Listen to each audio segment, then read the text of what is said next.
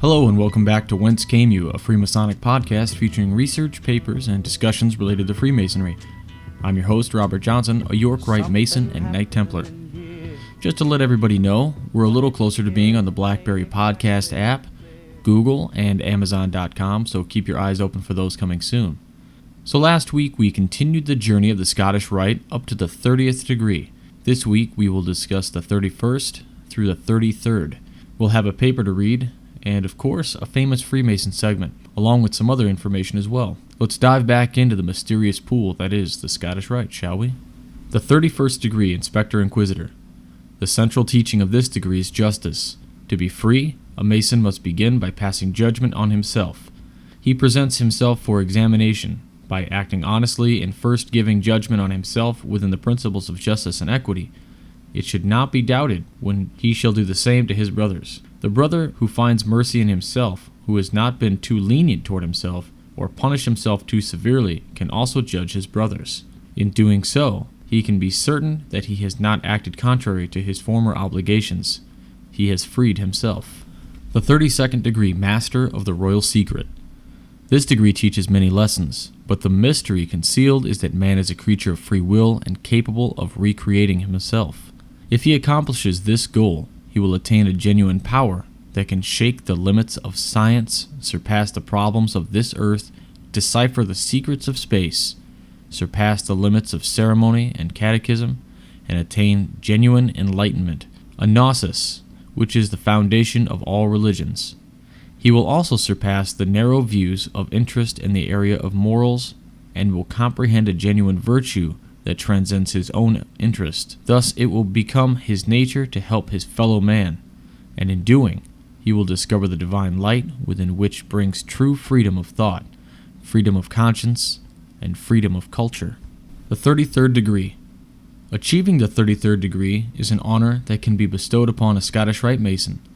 It is not campaigned for, it is granted solely by the Supreme Council. A 33rd degree Mason is a Master Mason who has exhibited knowledge, passion, and sacrifice to his craft. The Supreme Council awards the 33rd degree as a way of honoring outstanding and selfless work performed in the Rite or in public life. At its annual session, the Supreme Council elects members of the Rite to receive the degree. Members unanimously so elected become honorary members of the Supreme Council. So I will admit here that there's still some intense mystery to the 33rd degree. Information on it, in the way I've presented other degrees, is not found on any official Masonic website. And I will not propose to read anything but official websites, since I'm in fact a Mason, and I would not want to tarnish or misrepresent any Masonic body. So that's the Scottish Rite. I hope you like the information contained here, and I encourage you to go back and listen to previous episodes if you missed any information. If you have specific questions, I'll be more than happy to answer them. Go ahead and email the show at wcypodcast@gmail.com.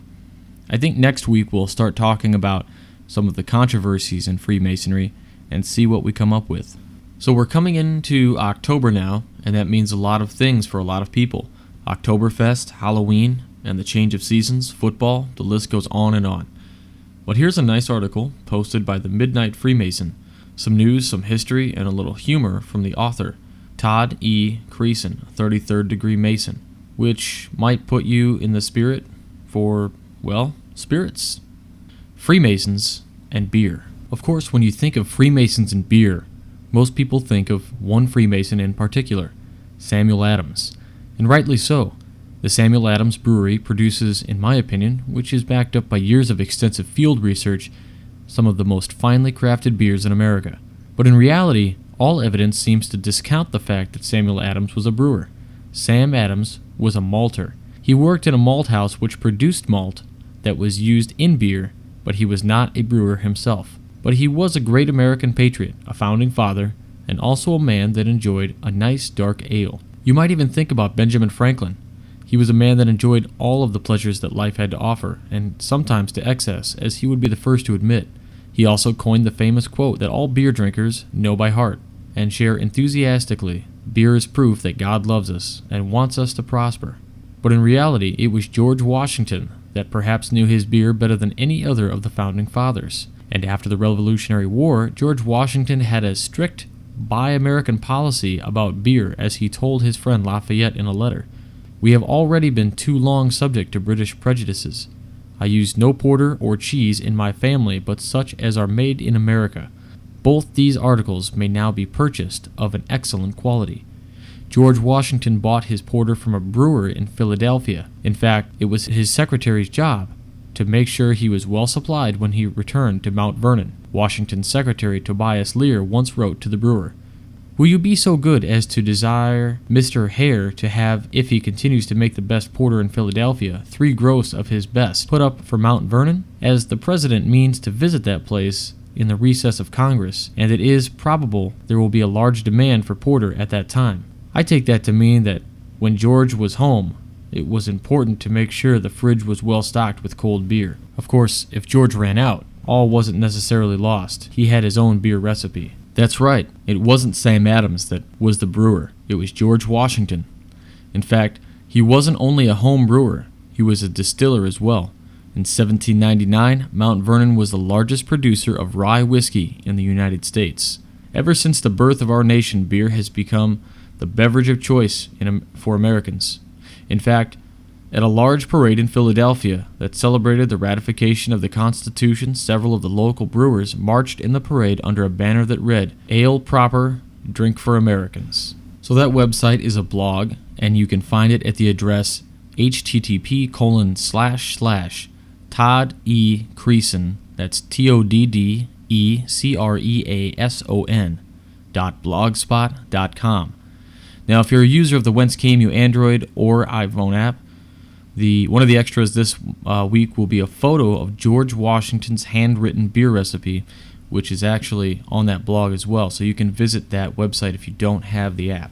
This week's famous Freemason was chosen because I was reading a lot this last week. In fact, I read 2 books that in my mind are classics.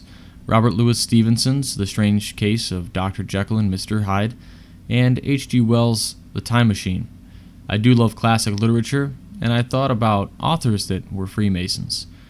So this week's Freemason is none other than Sam Clemens, also known as Mark Twain. Samuel Longhorn Clemens. It is a matter of tradition that comedies and comic literature are short-lived. If this be so, one might well ask why the writings of Samuel Longhorn Clemens, better known as Mark Twain, retain their vitality so that they are now read more than the works of any other American author. The popular opinion of Mark Twain is that he was a humorist. He was that, quite the greatest humorist the country has yet had. But he was also much more, and it's because of this much more that his books are winning an ever-increasing audience. During the latter part of the Civil War, Clemens was a newspaper correspondent in Newspaper Row, Washington, D.C., where he made a reputation for himself as a competent, industrious, and successful newspaperman. After the war, he made an excursion in the Mediterranean on board the old Quaker City. He found that many of his shipmates were, according to his own lingo, innocents, and the comic side of his experiences on the Quaker City appealed to him so irresistibly that he wrote a diary of the cruise, which he called The New Pilgrim's Progress, or Innocents Abroad. The book was so truthful, so humorous, so interestingly written, that it became tremendously popular and brought its author into the limelight. But I do not believe that it was the fun in it that had everything to do with making it popular. Rather, it was the information that it contained, which was unvarnished and fearlessly written. In 1878, I stepped into a print shop in Cairo, Egypt, and asked for a guidebook. The dealer handed down a small paper cover volume, which I recognized at once as an excerpt from Innocents Abroad.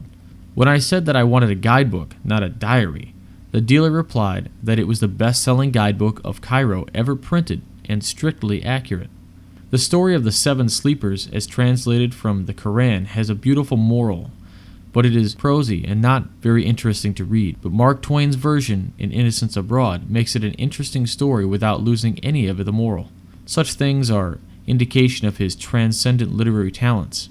His war prayer is more harrowing than any page in any of Shakespeare's tragedies, and will go down in the ages as a classic. For decades, Dickens has had the reputation of being able to portray human nature and any of the describing individual characters and their idiosyncrasies as no other writer, but in my own estimation, Mark Twain was quite his equal, if not his superior.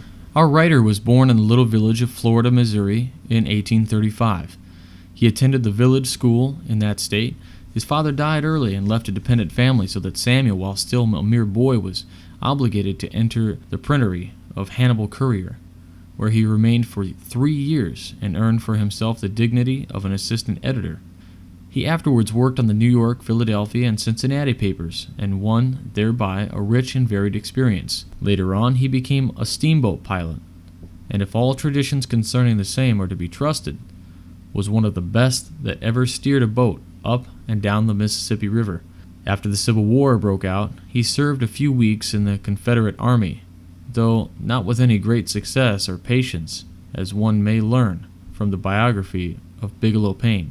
For a time he lived in Nevada, and was the editor of Virginia City Enterprise, during which time he first begun the use of his now famous nom de plume, Mark Twain. He was married in 1870 to Miss Olivia Langdon, who had been one of his shipmates on board the Quaker City. After his marriage, he became editor and part proprietor of the Buffalo Express and lived in Buffalo for several years.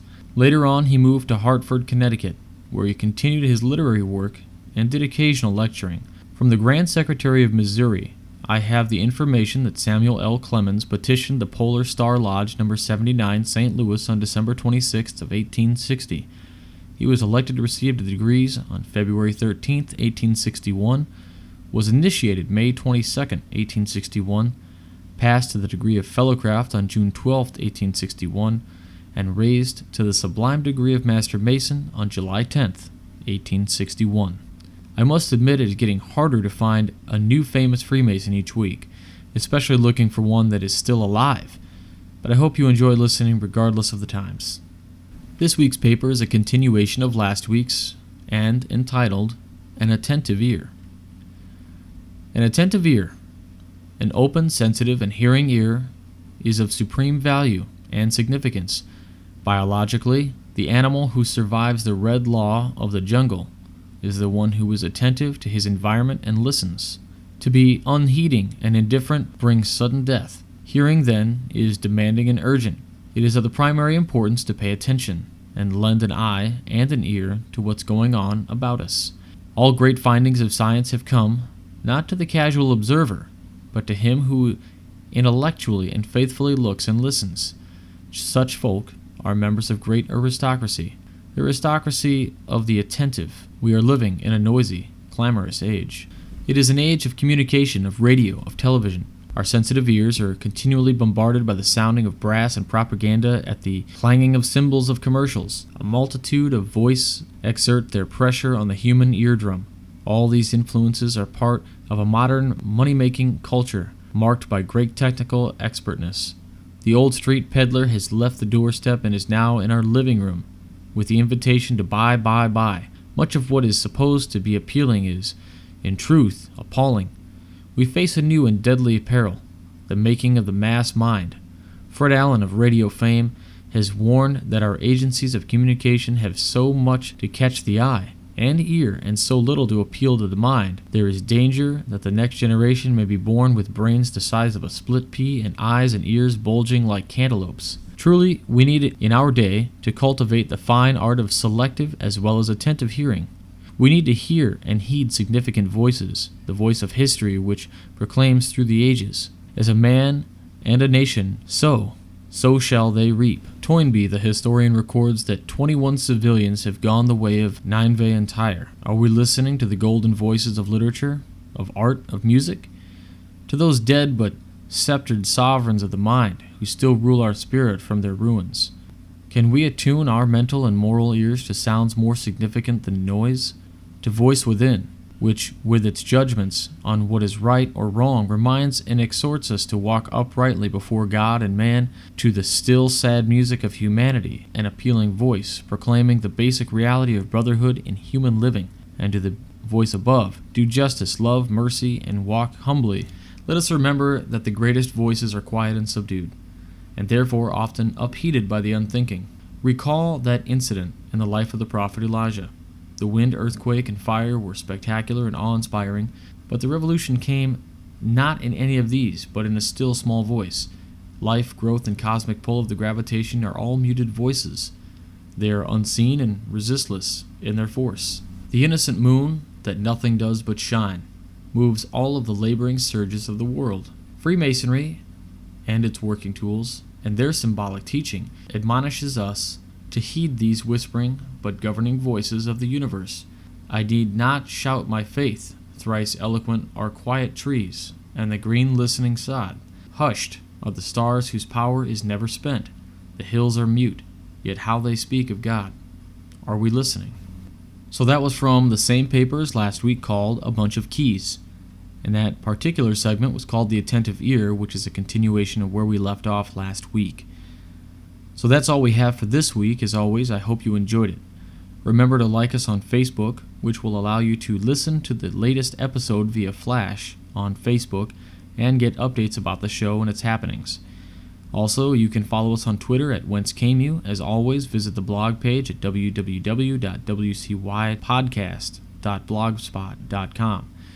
Email the show at wcypodcast@gmail.com. And if you have an Android or iPhone, download the Whence Came You podcast apps on both platforms. It'll give you access to the show via streaming audio rather than having to sync all the time. Also, you'll have access to show extras like wallpapers and the original PDF documents, which are read on the show, and links to all that and more are on the website, which again is wcypodcast.blogspot.com. So until next week, for Whence Came You, I'm Robert Johnson.